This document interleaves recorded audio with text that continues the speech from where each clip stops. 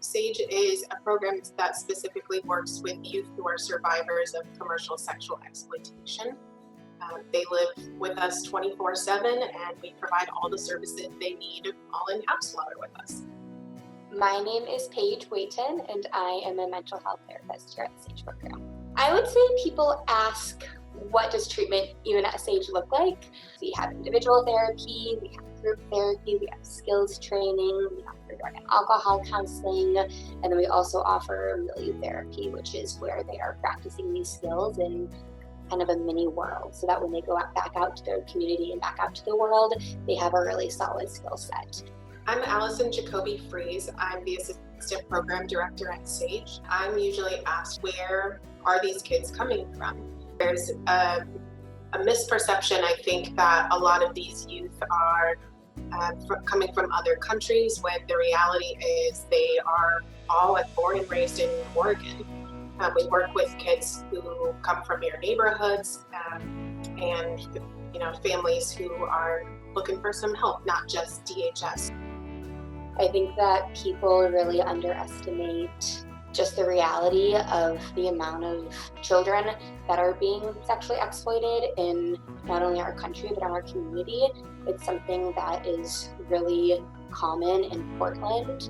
It really is a program that is necessary because there's a really, really big need for it that people just don't understand. My name is Kelly Nay, and I'm a milieu supervisor at SAGE. How are clients brought into SAGE? Are they rescued? I appreciate that question because I can talk about the bigger things in the world that might lead to somebody being exploited.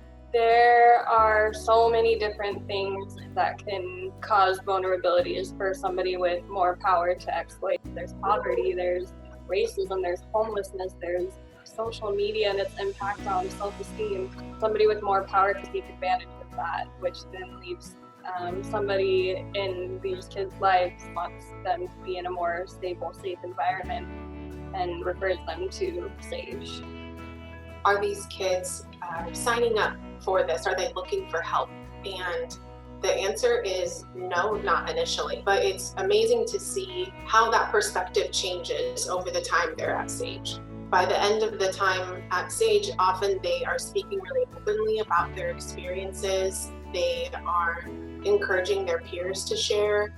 And sometimes even when they leave, they call us and tell us about a job interview they had, or here's a time where one of their friends was trying to get them into a situation they didn't want to, and they thought we'd be really proud of them for how they handled it. So I would say the most rewarding part about working at SAGE is being able to witness the growth that happens with the girls. They are so resilient and just so amazing, and are able to get through so many hard things, and they come and they do the work. They sit down, they do the hard stuff. It gets messy, but they're able to come through it, and they're also able to come through with so much just love and compassion for themselves and also other people. Frequently when I tell people about the work that I do, they want to know, like, oh gosh, how can you do that? It sounds so difficult. And sometimes there are tough days, but these kids are some of the funniest, smartest kids I've ever met in my life. Even though they have been through these really challenging things, they are what make it worth it. I get to see the magic of resiliency every day in so many different ways. I think it's really cool to do this work day in, day out, and then one day you just see this huge change for a kid, whether that's the way they're communicating with you or coming to group and sharing some raw emotion. And all of these things are just pure examples of resiliency, and to have some small part of that is really, really rewarding.